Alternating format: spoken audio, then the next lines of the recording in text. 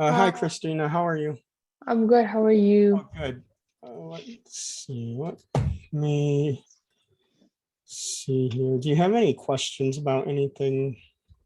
No, the quiz was easy. I got an 85%, so Yeah, I saw that you finished it, so yeah, that's good. Like it wasn't like I don't think it no, was too bad, and I feel like like you just have to do them and like and it could be worse, like yeah, it yeah. definitely could be. So let me share my screen then, and then we'll move on to chapter 8. And chapter 8 only has a couple of parts to it. So we'll do like probably the inverse stuff today, and then the like the identities next week. But I wanted to show you something before we start. So in the folder, like the Google Drive folder, cannot find it. It just was here and now it's not. Oh, here it is. Yeah, in the Google Drive folder, I actually just added a whole bunch of stuff because I didn't know where it had went before, but in the folder, it will be trigonometry resources. There's a whole bunch of things that are like reference tables that might be helpful. And so the one that will be probably the most helpful for, I'd say this chapter here is probably this one, the inverse trig functions reference sheet. So I'll say that in general, what the issue is that there really isn't any way to like summarize this so that there is a uh how do I say this? Yeah, there's not a way to summarize this so that there is like a formula necessarily. It's more of a procedure. So I don't even really know of a book that has a good procedure laid out for some of these. So I just was able to put this like handout together that has the like a summary of most of the different situations that might happen, but it, of course, like anything might happen, but we'll talk about those like situations, but I want you to have that just in case. But then let's here go to number one here that I have. And at some point, like I really, really want to like just type all of these up, but I think the amount of time that will take me to do that might be like a lot. So okay, just so that you could have the problems in advance. But since I scanned them after, if just uh, get the problems that way, it's probably okay too. But the first thing is that from the like the notes, I don't usually like reference the lecture notes or the course pack or the book unless there's like something that's absolutely like a good summary up front. But because a lot of this stuff is of course like examples, but and that's what we're going to be doing. But they talk about the graphs of these inverse trig function. So I I don't actually know where I put that one. That's one where I don't actually remember where I put it because I do know that there's a page of the inverse trig functions where it's all on one page. And I think it would help you to see them all, but I don't remember where it's at. If I, oh, like trig graphs. It might be here, but I don't actually. Wait, I think it might be this one. No, it's not that one. Huh. It's not that one. I honestly, like, I thought that if I find it, which I'm certain probably won't take that long for me to do, then I'll make sure that you have it. But I feel like this is just one of those things where I don't know why every time I wait, trigonometric graphs, I bet that's it. Every time I feel like I have every page all in the same spot, it for some reason never is.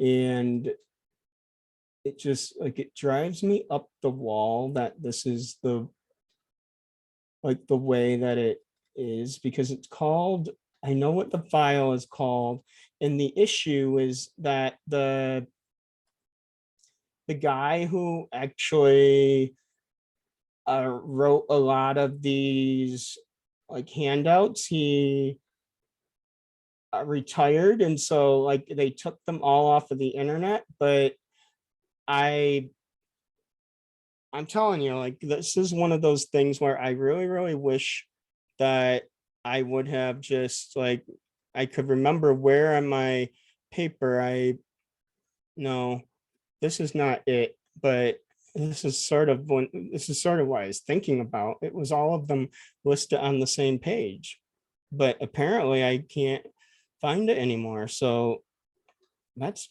bizarre. That's just very, very bizarre. It's just so bizarre that anyway, when I find it, I'll tell you. But this is one of those things where, yeah, you do need to at least like see what the graph looks like at least once. So the sine function actually looks like this, and it looks like this. Oh, yeah, like this.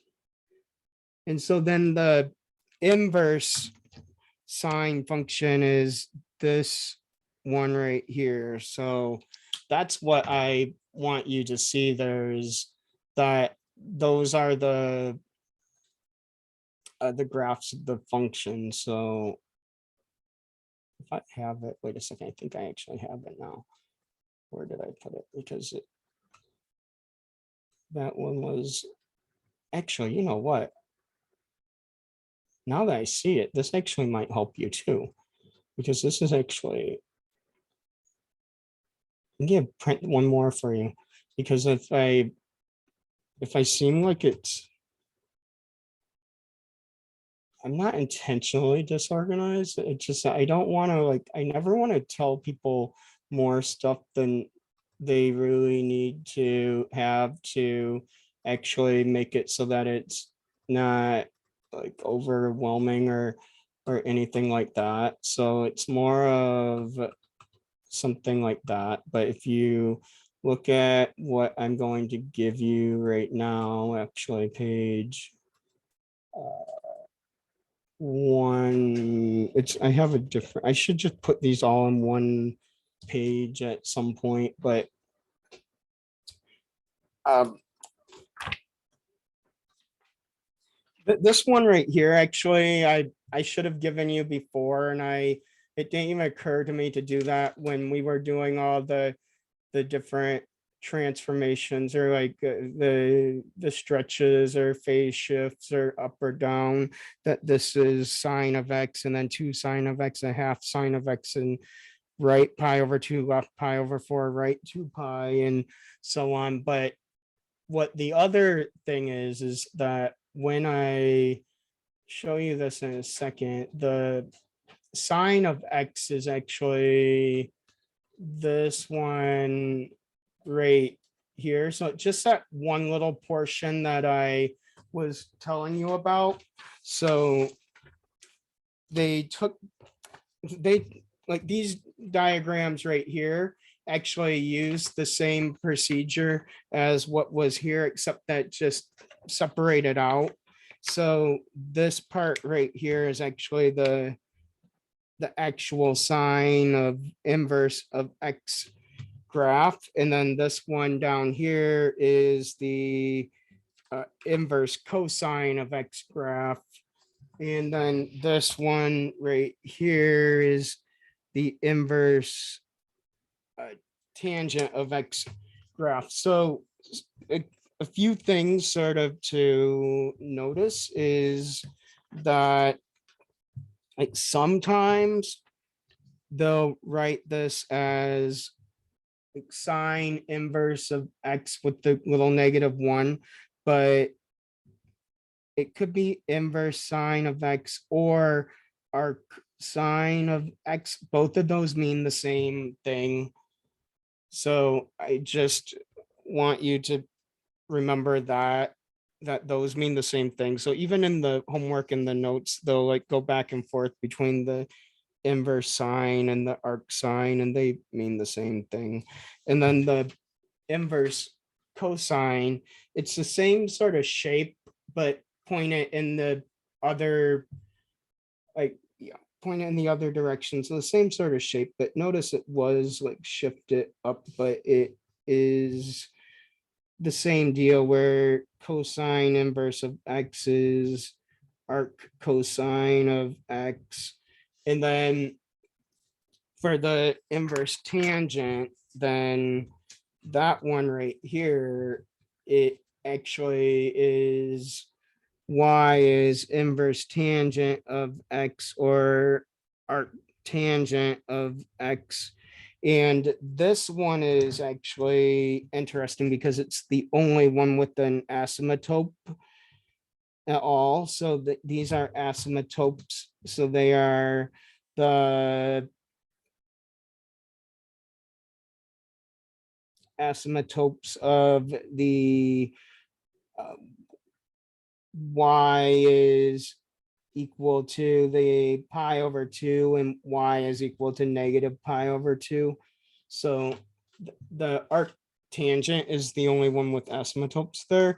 And then if you really want to like go into the other graphs, they are, oh, they are, and again, this actually might, it may, oh, you know what, this isn't even the, it might be the one I want it, but I don't actually know, but it will work for what I want it for it. So I'm just gonna show you the other ones because I know that the book and the notes, like, not that I really think that anything particularly is going to surprise you, but I don't want you to all of a sudden like be given like a graphing problem and then you just don't know where to even maybe like start with it. So just to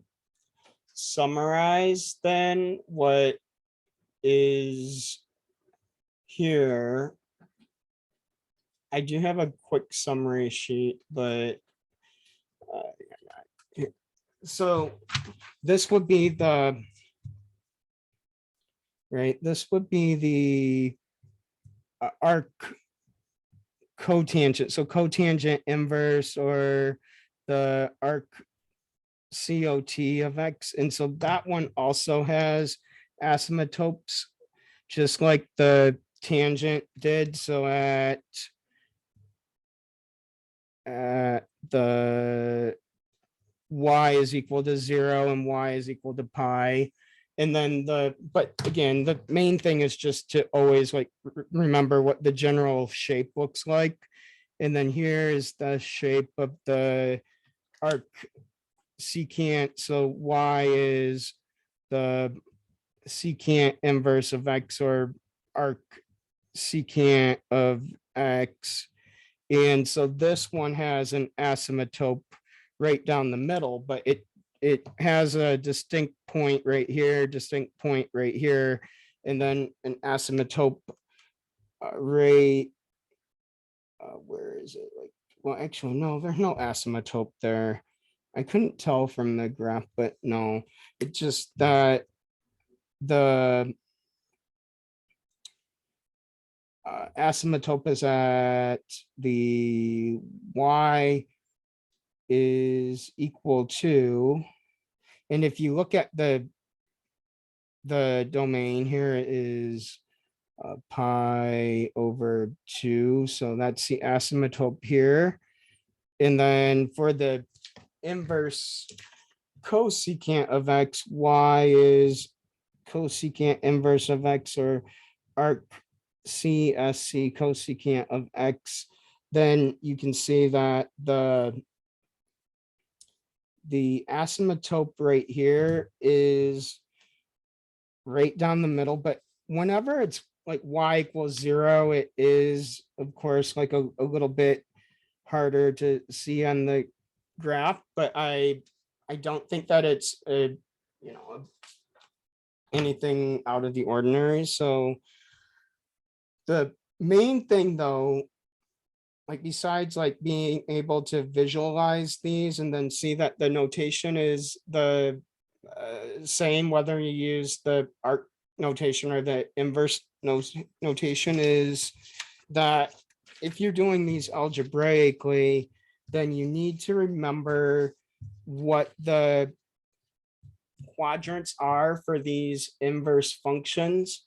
So the arcsecant, or actually, I was gonna start down there, but I'll just start with the sign.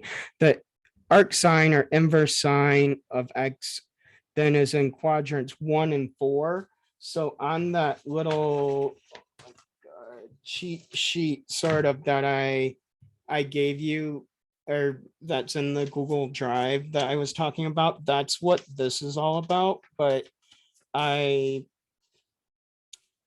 I want you to see that this is actually the quadrants that are being drawn over this. So this is talking about these functions are in those quadrants and these functions are in these quadrants. And this is quadrants, right? 1 and 2, and these are in 1 and 4. So if you look here, I will say that depending on, right, who you ask, the domain might be a little bit different, which is fine, but I will say that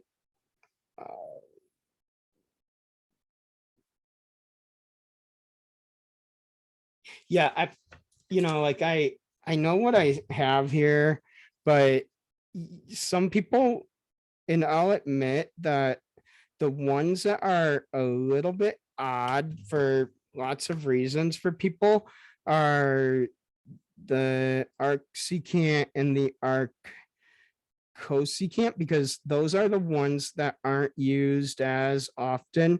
So if for some reason you said that this one was in, so, or you could say that the range was from,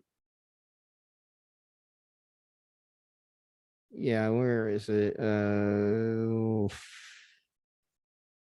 Yeah, I want to make sure that I'm saying that right. Yeah, negative pi over 2 to the 0, and then the 0 to pi over 2, and then put it in quadrants 1 and 2. And then you could say that one is, the range is, instead of this, a 0 to a pi over 2 and a pi over 2 to pi, and then say that it's in quadrants 1 and, sorry, did I say 1 and 2, 1 and 4, 1 and 4, 1 and 2. So the only advantage, so that again, I'll write all of the inverse notation here so that it will be here later for you, especially if you just want to like print this out later instead of maybe writing it or rewrite it later. It doesn't matter, but the only advantage to using, say, these quadrants rather than what's here on the list is that then you can notice that quadrant 3 is actually never used then. So you can just say, well, I'm never using quadrant 3.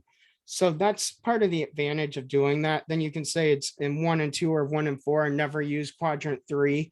So I will say that again, there's really not actually any necessarily advantage or disadvantage. It's just that certain books or places will define this in one way and in another way. That's why whenever, say, for example, that a problem is giving you this sort of information here about the domain of a function of where X is at, that you have to be careful about what is happening here. So just so that you know why this is the way that it is. All right, just so that it kind of maybe brings back the like clicking for you of why this would matter so much. It all goes back to the fact that the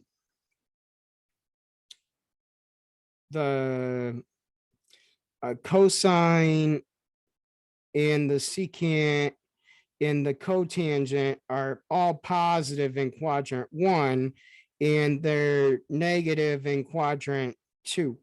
So what I want you to see is if you are in a situation where the you're given cosine, secant, or cotangent, it's negative, then you're going to be in quadrant 2. If you have cosine or secant or cotangent positive, you'll be in quadrant 1. But if you have a situation where you have sine as positive, cosecant positive, tangent positive, then you'll be in quadrant 1. But then in quadrant 4, then the sine is negative, the cosecant is negative, and the tangent is negative. And so that's why if you have a negative sine, negative cosecant, negative tangent, you'll be in quadrant 4. So that's where this all comes from, is those same sort of values again. So do you have any questions? Then let me see here. Let's do a few of these. Then, and by the way, the other thing that I want to mention is that if you look at the notes, the other way of dealing with these inverse functions besides the graph is to look at the table. So that's why to do this first problem, I'm actually going to go and look at that table that I had from like the other sections, that unit circle table. And every time I think that I pulled it out so that I don't have to look for it, I never can find it. So then if I look at the first one here then, and I want an exact value. So for the arc sine of 0, then it does say without a calculator. And there are actually there are some calculators that will do the trig functions and give you an exact value, or you can get a program for the TI-84 if you really want it to. But I would say in general, just use the unit circle table, because if it's an exact value they're asking for, it will be on the unit circle, you know, so excuse me. So then if you want the arc sine of 0, so the first thing that I want you to go back to is that, all right, this is arc sine. So I have sine. So I know that the answer actually needs to be, now this is where those visuals come in. So remember sine, when I see sine, I have to think of this half circle right here. So that's sine. And so this is actually just a visual reminder that the domain of the arc sine of x is between negative pi over 2 and pi over 2. That's what that's a reminder of. So then if I want the arc sine of 0, then here's sine. And then I want to know between the negative pi over 2 and pi over 2, or in quadrants, quadrants 1 and 4. So if I look in 1 and 4 here, then and try to sort of be a little bit careful about this, but it will be, you know what, I'm telling you, like, I know at some point I had also put the negative angles on here. So you could actually back this up and say that this would be a, oh, if I go backwards, right, it would be, and I'm gonna write them in here, like negative pi over 6, negative pi over 4, negative pi over 3, negative pi over 2, negative 2 pi over 3, negative 3 pi over 4, negative 5 pi over 6, negative pi, negative 7 pi over 6, negative 5 pi over 4, negative 4 pi over 3, negative 3 pi over 2, negative 5 pi over 3, negative 7 pi over 4, negative 11 pi over 6, and negative 2 pi. So I want you to sort of remember then, if I'm looking for the inverse, right, sine, that I have to be in quadrants 1 or 4. So I'm really only looking at these values and then these values.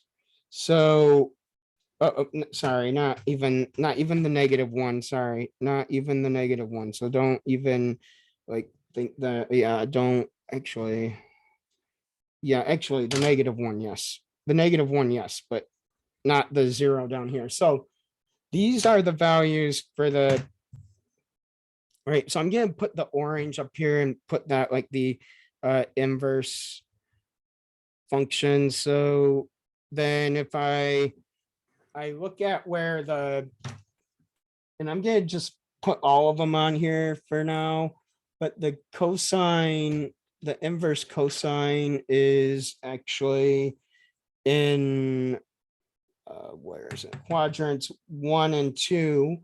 So that would be the 0 to pi here. So that would be here. to here. And then inverse tangent is in quadrants 1 and 4, but remember that can't actually equal the pi over 2 or negative pi over 2. So I just be a little bit careful about that. Oh, now that I think about it,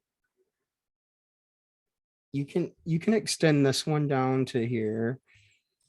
Yeah. You can extend that one down here, but you can't extend the tangent over here because if you look here, right, it says undefined right there. So you can't take the inverse of undefined. And the same thing goes for in quadrant 4. You can't take the inverse of undefined. And then the secant is in quadrants 1 and 2 also, but as before, you actually, again, you can't take the inverse of undefined, so you can only have these values in this range. And then for cosecant, that's in quadrants 1 and 4, but again, with the undefined there, you have to be careful. And the undefined here, you have to be careful. And then here for cotangent, that's in quadrants 1 and 2, but same idea. You have to be careful where it's undefined. So here to here and then here to here. So actually just all of that in there. So these are the values where the inverse functions are defined. So what this question number 1 is asking you, or 1A, is then in this range of values here, then where is the sign of x equal to 0? Well, I see it's right here, 0, so it will be at 0, so it's just 0. So I know that may have seemed like it was a really like lengthy like way of going about that, but really though, like if you take the time to sort of like point out that this chart is working the same way as the graphs, in that this is just like blocking off the points where the arc sign domain is actually defined, then it helps make a connection a little bit more. So do you have any questions about that or anything at all?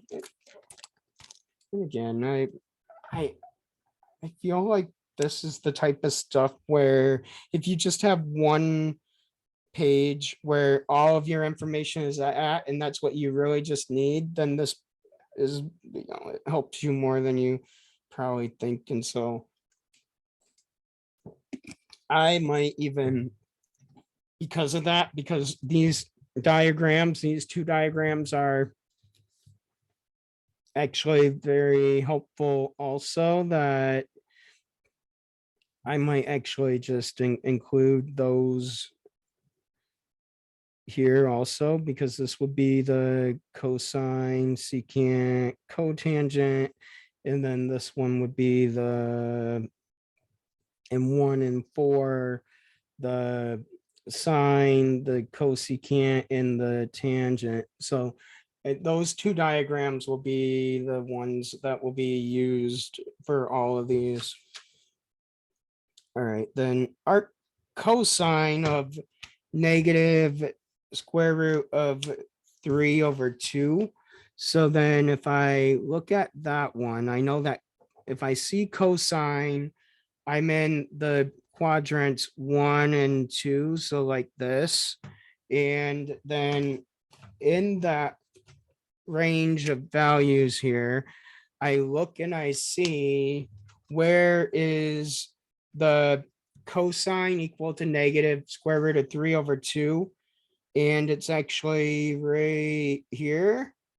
So cosine negative square root of 3/2. So that will be 5 pi over 6. So that would be 5 pi over 6. So that would be a result for that one. So again, this diagram is just supposed to help remind you that the domain of the arc cosine of x is actually the 0 to pi. Any questions? Okay, so then let's see. So arctangent of 1. So if you look at this, then arctangent of 1. So tangent, the diagram is this right here. So then you look for where the tangent is equal to 1, and it's right here. Now, again, the part of the reason why I actually blocked off where the arctangent is because there's another spot in here. Sorry, I thought this was a tangent because I saw the 1 and then I just ignored the fact that I was in the, like I saw the 1 and I just didn't even bother looking in the tangent column because I knew I was looking for a 1, but you can see that there's another spot where this is equal to 1, but it's not where the inverse tangent is defined. So that would make this just pi over 4. So that one will be pi over 4. So again, this diagram here is just a reminder that the domain of the arctangent of x is going to end up being 0 to the well, I don't actually want to say it like that, so it should be, I don't want to say it like that because I want to say it like I don't want to say domain. I don't actually want to say domain. No, sorry. I don't want to say domain. I I don't want to say domain actually because I realize like that would actually be the um yeah, range. Sorry, I don't know why I said domain and not range. I apologize, but I know what I I know why I said domain because I said domain because I highlighted the sine and the cosine and the tangent and not the entire arc sine. But I think that you know what in general is happening here. So, but this is actually better written if I write it as one interval negative pi over 2 to pi over 2. But again, you can look at the chart and see what's going on for these ones. But when you get to problems like problem 2, though, so I usually say the section number. So this one was 8.1, and this one will be 8.1 here. So I forgot to say the section numbers for that one, but I don't know. Yeah, I have no idea why I don't usually, like I said, I usually say this, but I don't know why I didn't that one. All right. So this one, I will say that if you have these composite functions here, then it may be helpful for you to try to see if there is some like a example that you can try to uh yeah, try to look for. So the general strategy here, and I I do think that this is a bit tricky. So let me just like I'll do this one, number 2A. Like I might do all of these on a separate sheet so that it doesn't get too cluttered for you. But this one right here, So if you ever like look in the notes, they're going to give you like two ways of doing this. And that would be generally a a trig identity or a right triangle problem. And so if you look at the handout I will give you, it will give you the the right the right triangles method here. So try to just um yeah, try to just remember that. But like I was saying here, if you read this a little bit more closely at some point, it reminds you that you'll never be drawing a triangle in quadrant 3. So that's what I was trying to get at earlier. Like you can X out quadrant 3 and then realize like, hey, I'm not going to be using that quadrant to solve any of the problems. So what you want to do then is when you have now, I I do want you to notice that the quadrants are based off of where the inverse function is at. So if you look at this one, the inverse function is secant or cosine inverse, sine inverse, tangent inverse, cosine inverse, sine inverse. So the result is actually like the has to be in the quadrant where the inverse function is defined, not not the other way around. So just be careful. Like this one, they're looking for the secant, this one, the cosine, this one, the sine, and this one tangent. So they try to like highlight that right here, and it's a little bit hard to see, but when it's not in color, but I think that you get the idea that you have to base these off of the quadrants off of where the inverse function is defined. So the inverse function is sine inverse this time. So that would be sort of my step one is identify the inverse function. So what that actually means is in this case, it's sine inverse of x. So that means that based off of those diagrams, your inverse sine is in quadrants 1 and 4. So that means that your answer will be like whatever you get will be between negative pi over 2 and pi over 2.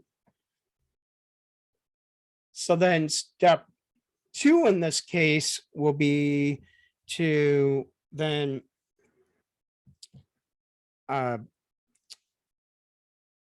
since you need to find the sine inverse, right? You want to then find the angle. So find the angle.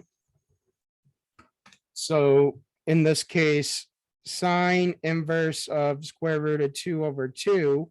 If you look back at this chart here, where is sine equal to negative square root of 2 over 2? It's actually at a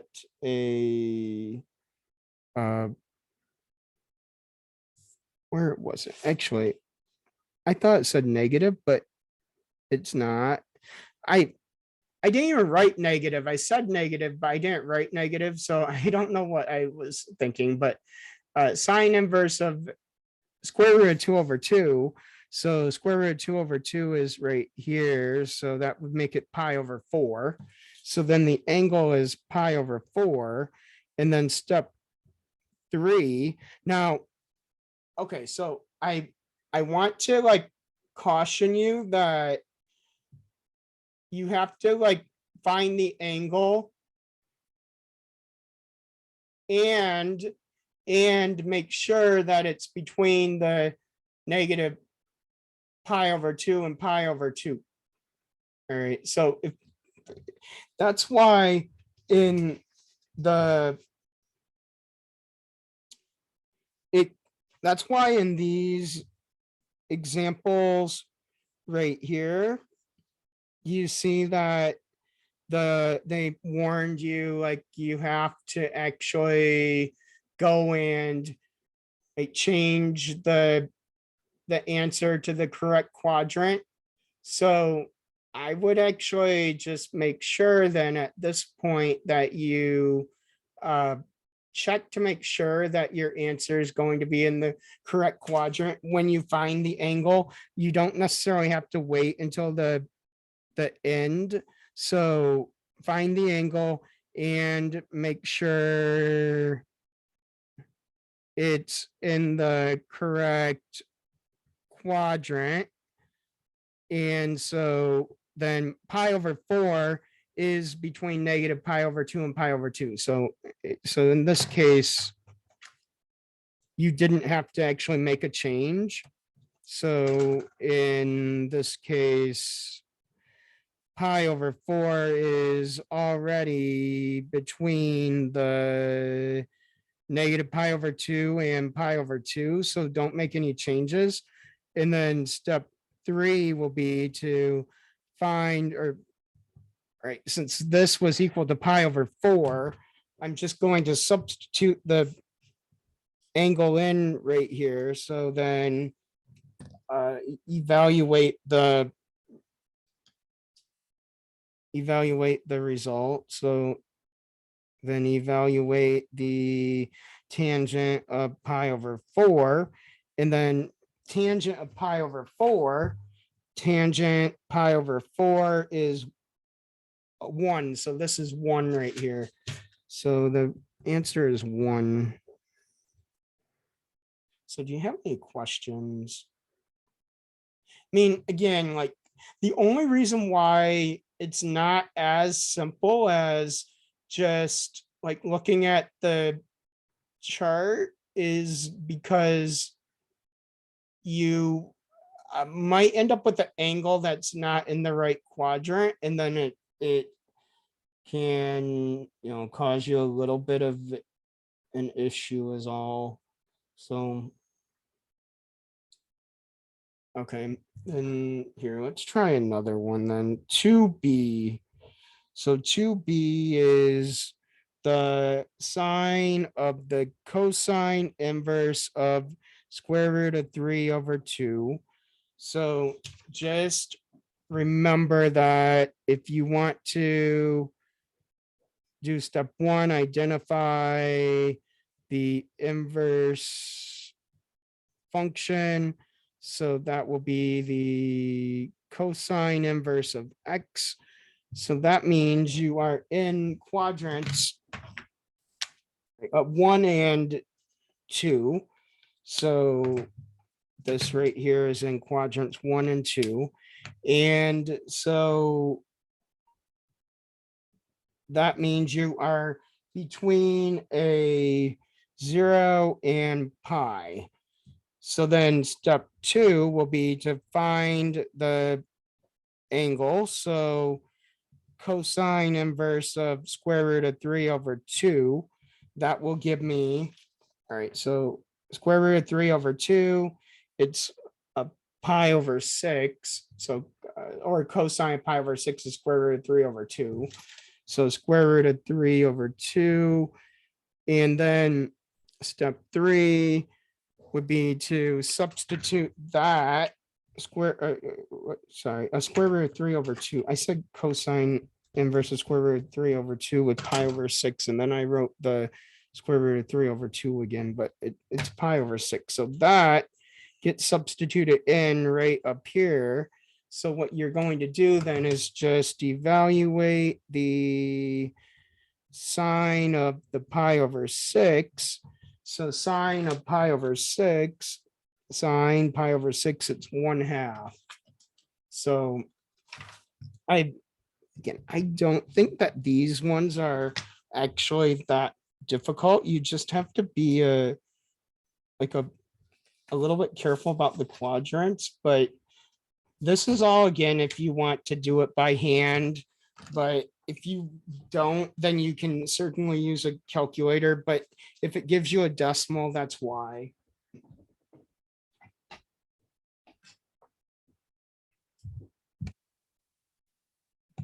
I'm going to sit down. I'm telling you, like it gets warm in this room, then cold in this room, then warm in this room, and oh my. Okay. Then let's see. So number 3 then is when I think number 3 it meant is one where they start getting a little bit trickier because the the quadrants might matter a little bit more than they did before. So just to sort of like keep track of everything that's here for you, then I still think that it would be a good idea to identify the inverse function. So that would be the sine inverse in this case. So then that will be then the sine inverse of x. And remember that one was between negative pi over 2 and pi over 2. So here it is. And then you want the sine inverse of x. Now, when you're doing this, then I want you to see that you would then need to go ahead and find the cosine of 2 pi over 3. So just this is actually finding the angle, and it's very like it's actually like one of those things where you have to sort of do it in reverse because it's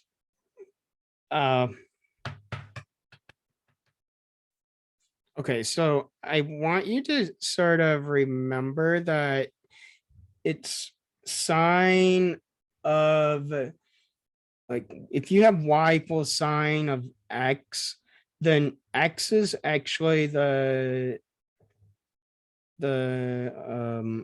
angle. And then if you have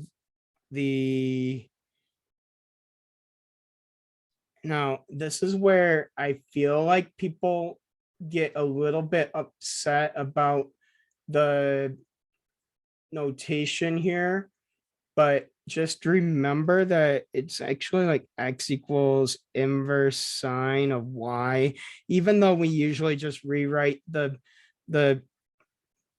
x and the y in the other order. So this is actually the angle over here is my whole point though. All right, so that this is actually equal to the angle, when in the other ones you were doing like this one would be tangent of an angle, right? And then this one would be the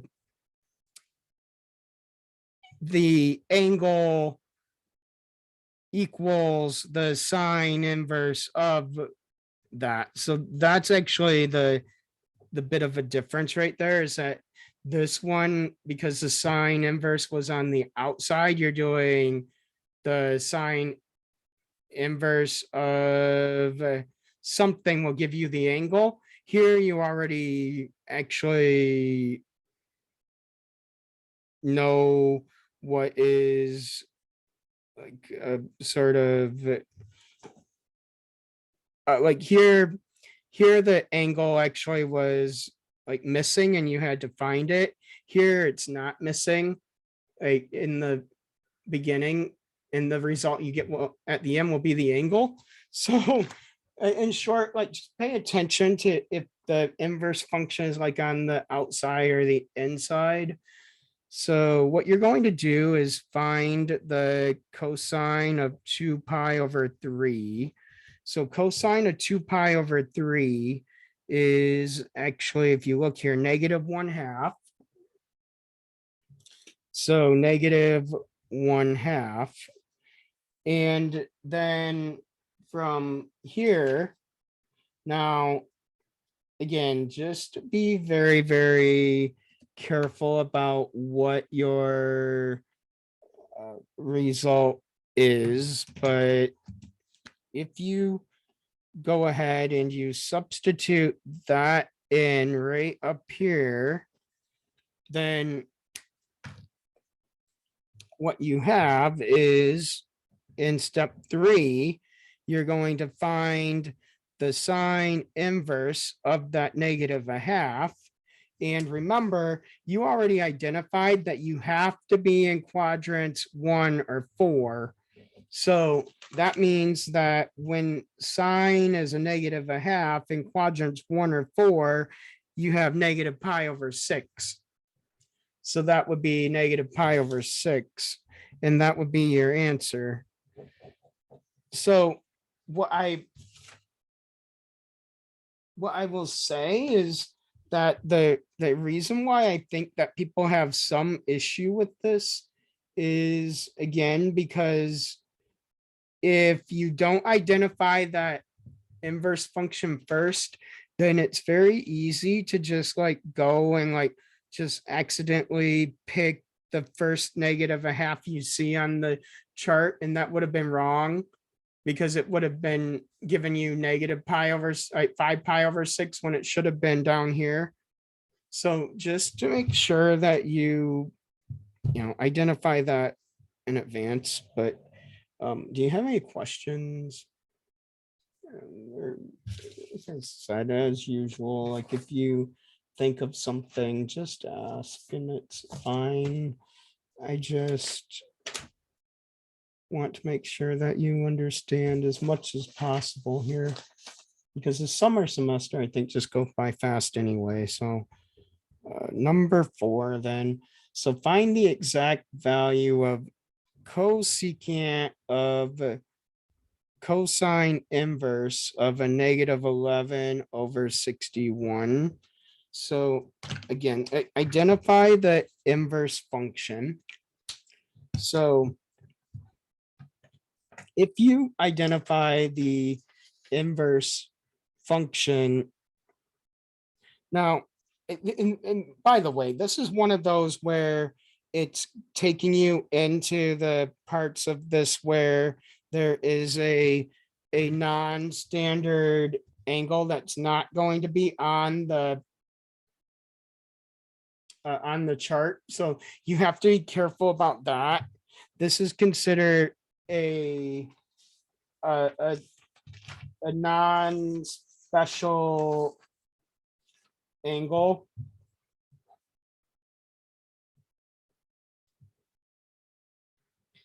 All right, so it might actually come out as something nice, but it might not. So non-special angle. All right, so what would you do in this particular case? So you still need to identify the inverse function. And so that will be the cosine inverse of x in this case. So cosine inverse of x is the one that's over here in quadrants, right? 1 and 2. So cosine inverse of x. And then when you go and do this, remember that I said that you would generally need to find the angle first. So you can actually do that, but I I need you to realize that in this particular case, because you don't know where the angle actually is, because it's not special, you have to pay attention to that negative sign. So if you have a situation like this and the value is negative, then you need to draw the triangle in quadrant 2. So I'm going to draw it like, I'm going to draw a triangle and I'm going to draw it in quadrant 2 because the value is negative. All right, so uh so the negative value. So then you're going to draw a triangle in quadrant 2. So I really, believe it or not, I did the same thing before, but using the chart. So the chart actually is helpful if there's a special angle, because it just saves you the time from having to actually like go and draw this triangle. So it's not like a, for example, if I were to have in this one said that this was positive, so I draw the triangle like this rather than in the portion where it would be negative, then what I would do is say that using the formulas that you would normally have, you know, that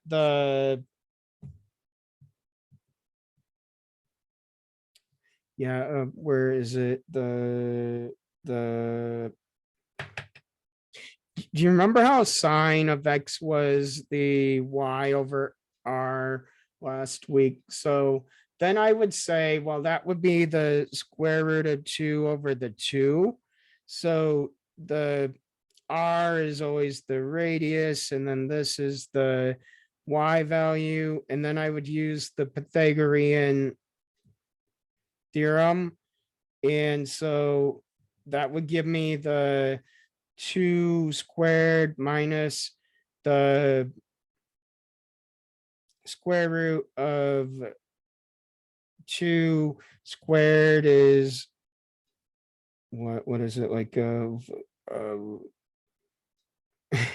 I'm telling you, like it's 4 minus 2 is 2.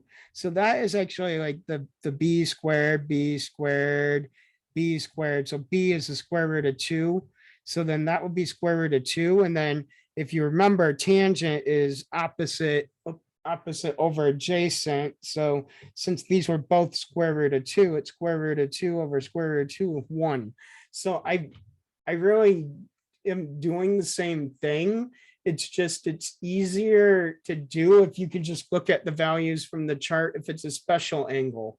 So that's why I always say, like, take advantage of this being a special angle if you can, but I don't want you to think that this is like it wasn't like a different problem. It was the same problem.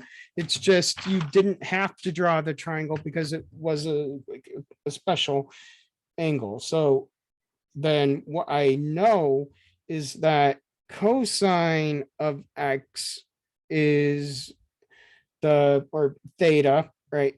It doesn't matter, but I don't want you to actually reuse the x if it can be avoided in the same problem, because I don't want you to like have that sort of confusion. But cosine of some angle like theta would be always x over r.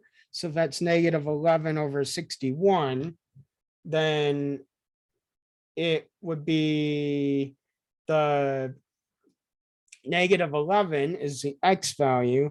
The r is 61.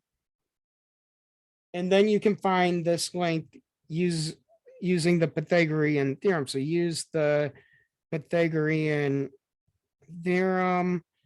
And so that's what they will actually tell you to do if you go and look at this handout too. So like I said, if you want extra examples, that's what it really is. So then from here, then what I want you to see is that this will be 61 squared, and then minus a negative 11 squared is b squared. So then that will be 61 squared is 61 squared. So 61 squared, that's 3721 minus 11 squared, that's 121. So 3721 minus 121 is 3600. And then the square root of that is, it's, well, oh my, it's, is it 60, right? 60? Yeah, 60. So this is actually 60. So then after you do that, then what will happen is, so yeah, so identify the inverse function, and then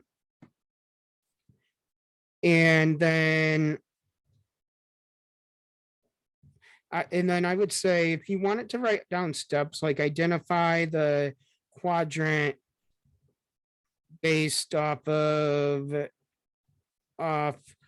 whether the quadrant to draw the triangle based off of whether the value is positive or negative. And then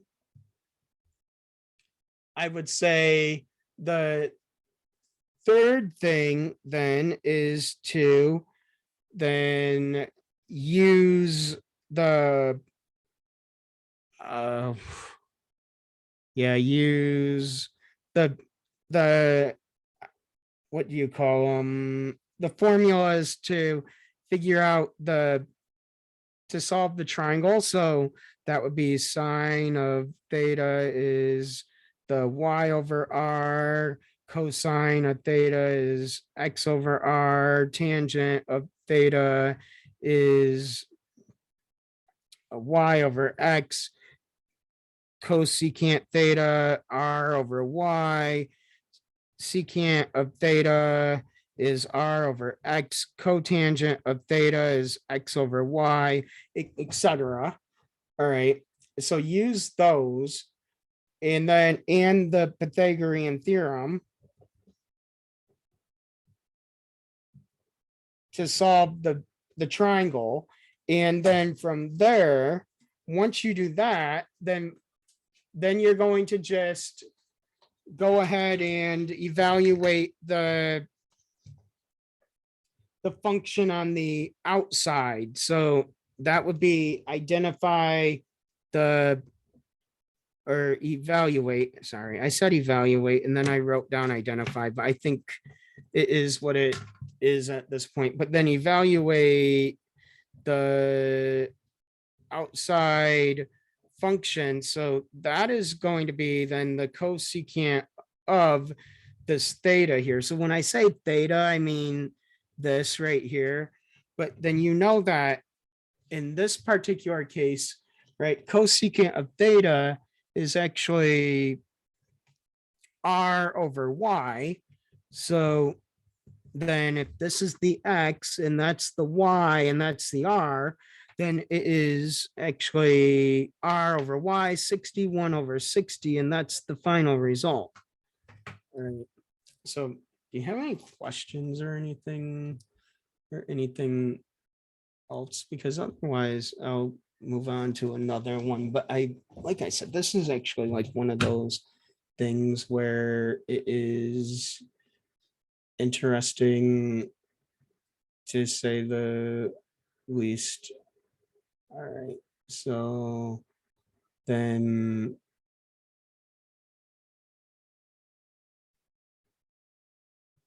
let's see. So then let's look at then number 5. So number 5 is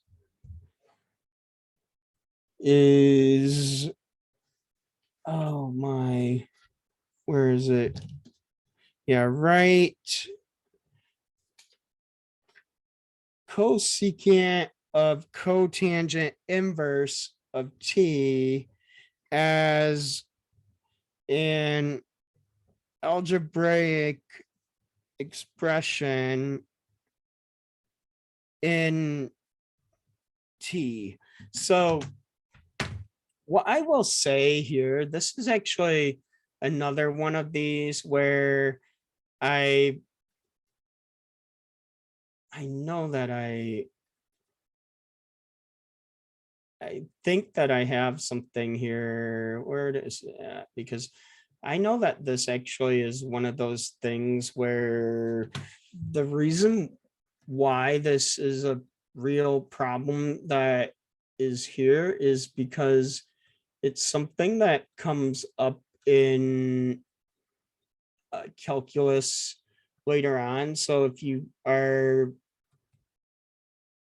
moving forward for calculus after this, like this is where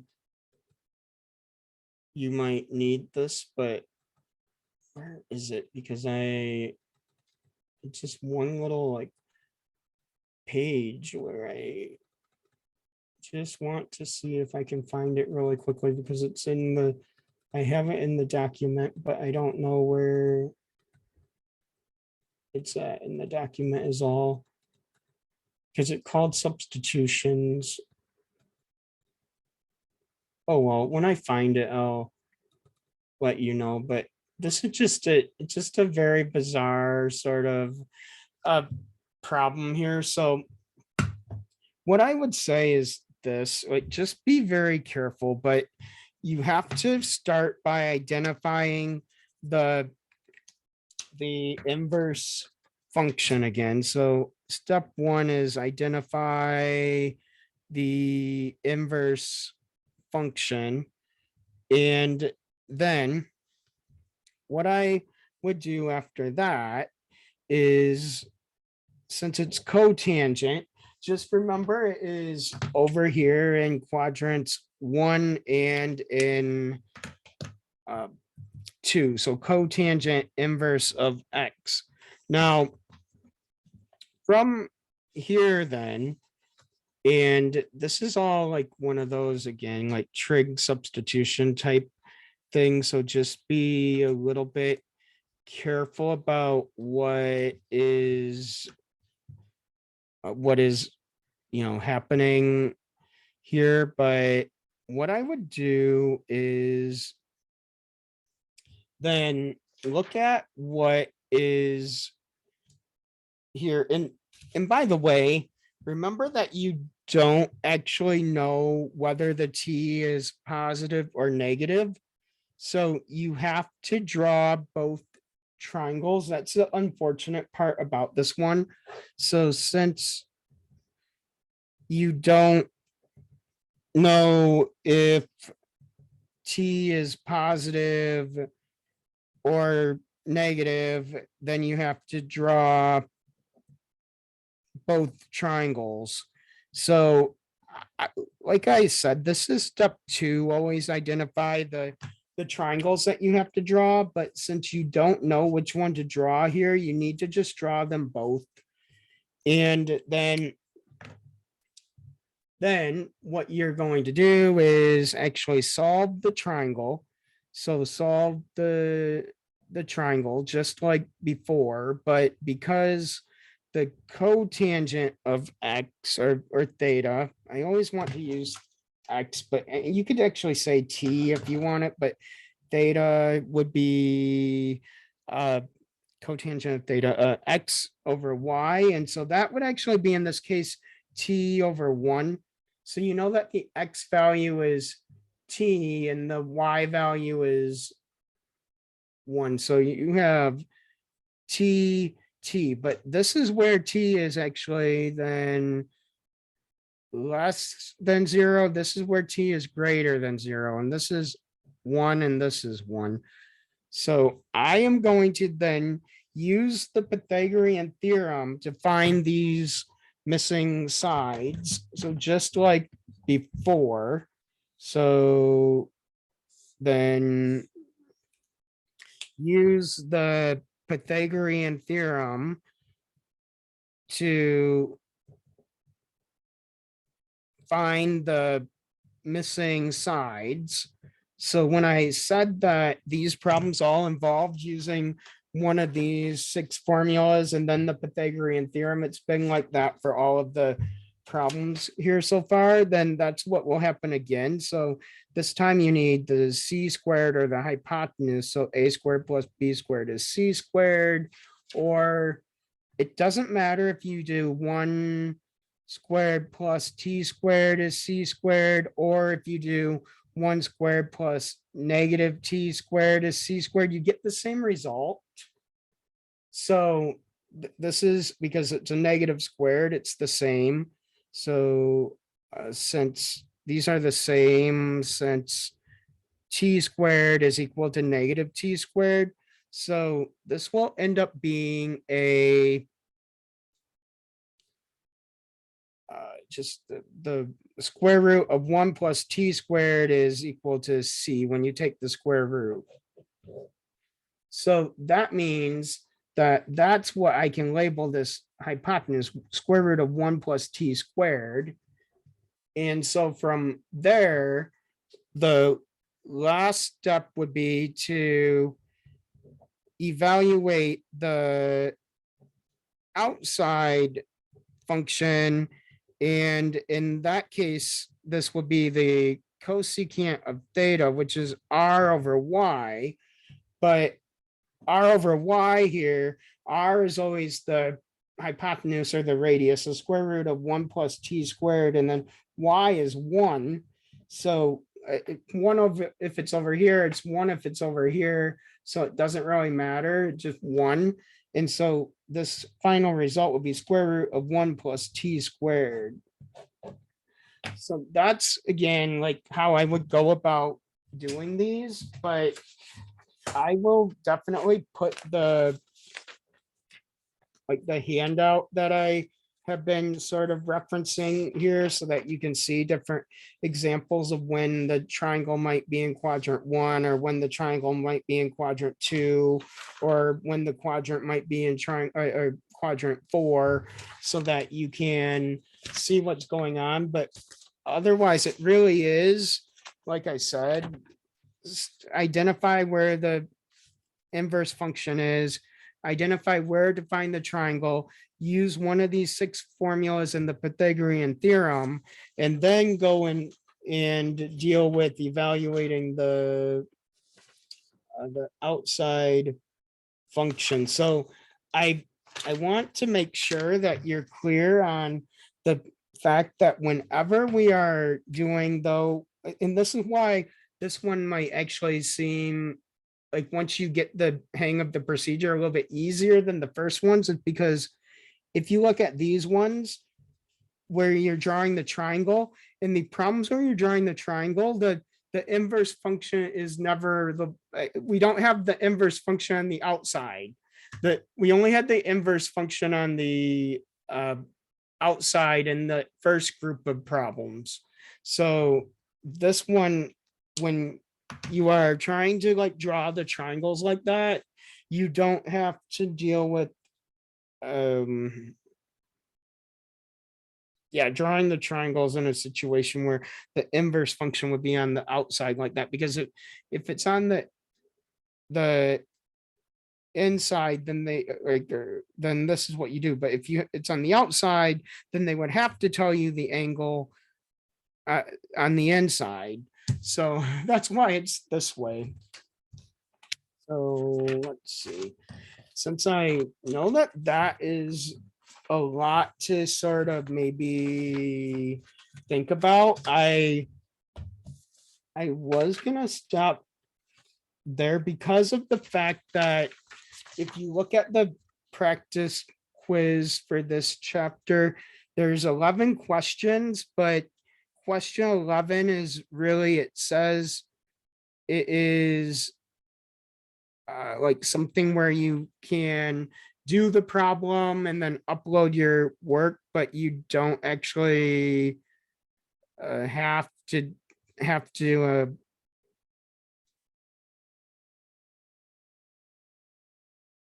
get it right or wrong in order to do get the 80% on this week's quiz. So or practice quiz. So there's actually only like 6, 7, 8, 9, and 10 left, but I'll go over one like number 11 next week anyway. But really, we've done half of them since you only are getting graded on 10 out of the 11 this week. So I want you to like just like focus on these ones because I think that once you like see that, then really it's not that difficult. Like the 1 through 5 were the hardest parts of the first half of chapter 8. Then the rest of this is like 6 and 7 are solving equations, but this one right here does say that you can use decimals, so that one will be easier than say this one maybe, but this one isn't that hard either. But I just don't want to like make things worse today. But the rest of it is like identities. So we did a few identities last week, but we'll simplify a few more of them. Yeah, a few more of them next week. But do you have any other questions? Okay, so like I said, I'll scan these in so that you have them, but that one cheat sheet with these half circles is already in the Google Drive if you want to use it to reference. But like I said, there's a lot here, but I'm sure that it is doable if you take your time.